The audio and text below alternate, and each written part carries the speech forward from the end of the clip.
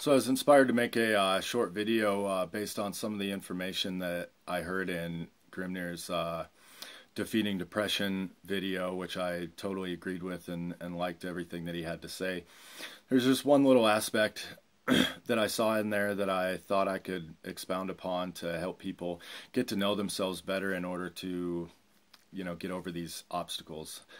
So like Grimnir said, he's not a doctor, he's not a scientist, he's not a counselor. I'm same thing.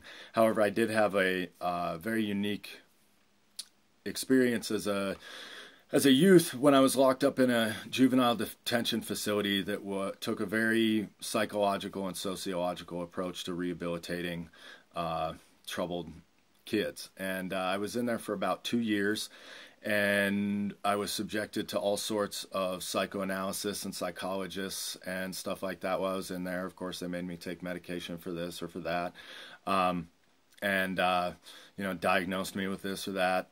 But one of the unique things that I had there was we were donated all of these old, like last year's edition college books.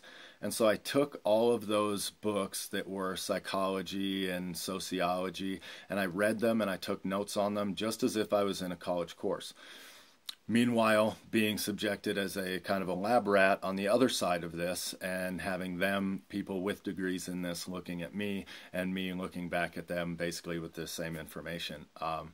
And I succeeded greatly in that program, worked my way all the way up to the top, obviously was released on a positive note, and I still hold to a lot of things that I learned there today. So what I saw was when Grimnir was talking about getting triggered and certain things that pull you into this depression. I think that there's these triggers that we all kind of have that at risk of sounding very Freudian and, kind of going way back to childhood.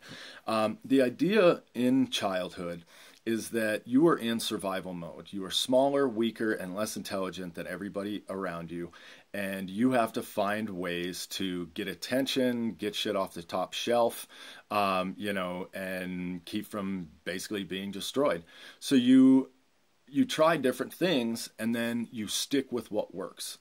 So oftentimes, whether that's throwing a fit, a child who throws a fit and gets what it wants, gets positively reinforced that that's how you get what you want.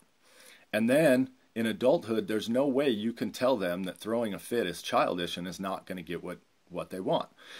Same thing for pouting or acts of depression and stuff like that. If while you're depressed, people around you react in a significantly different way than when you're not depressed, then chances are you're manipulating these people through your actions.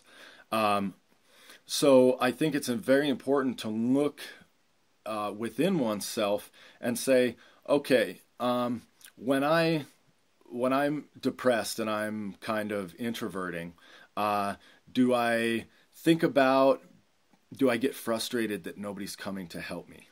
Does that continue to add on to this feeling that you have of the world being against you? And that can go, like I said, for introverted depression, and it can also go for extroverted anger. These are actually two of the exact same emotions.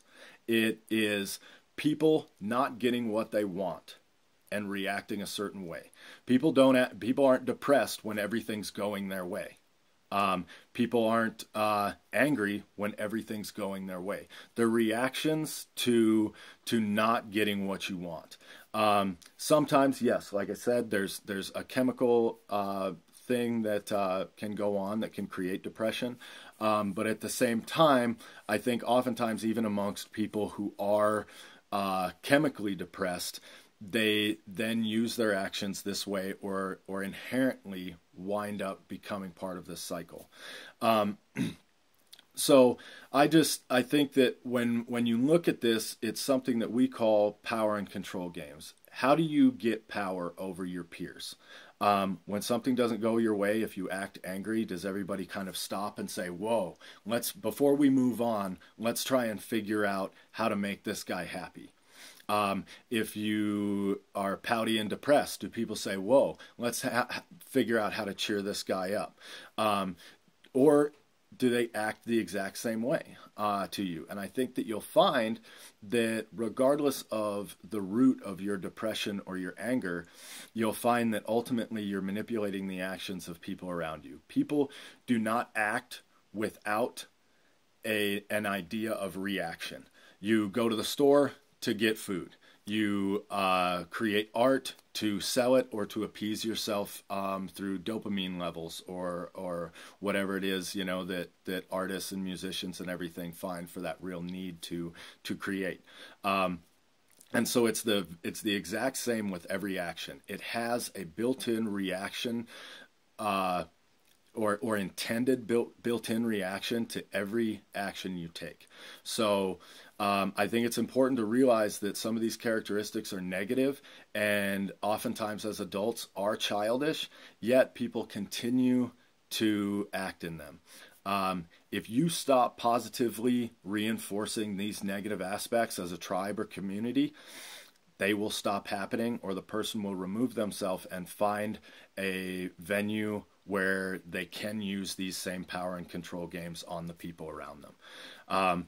So take a little time, look into yourself, look into the actions of the people around you, and really try and find the root of your actions and why you're doing them and what they're creating. And are they still a positive way of survival or getting what you want in your life, or are they considered a negative attribute by all your friends and loved ones?